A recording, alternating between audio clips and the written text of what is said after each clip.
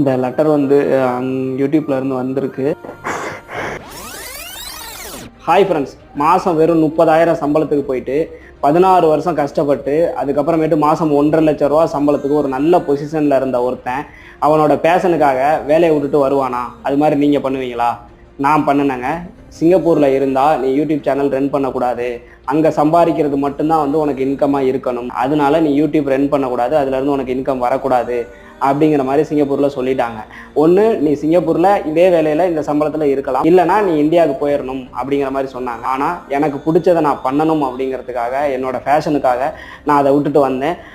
விட்டுட்டு வர்றப்ப நான் ரொம்ப பயந்துக்கிட்டே தான் வந்தேன். ஆனால் உங்களோட சப்போர்ட்டாலையும் என்னோட ஃபேமிலியோட சப்போர்ட்டாலையும் இன்னைக்கு வந்து அதுக்குண்டான ரெகக்னேஷன் எனக்கு கிடச்சிருக்கு. இதில் 100K சப்ஸ்கிரைபர் வர்றதுக்கு பார்த்தீங்க அப்படின்னா எனக்கு முழுசாக 3 வருஷம் எடுத்திருக்கு. 3 வருஷம் ஃபுல்லாக என்னோட எஃபர்ட்டை போட்டு இன்றைக்கி நான் சில்வர் வாங்கிட்டேன் அப்படிங்கிறத பெருமையோடு சொல்கிறேன். சப்போர்ட் பண்ண எல்லாருக்குமே ரொம்ப தேங்க்ஸ்.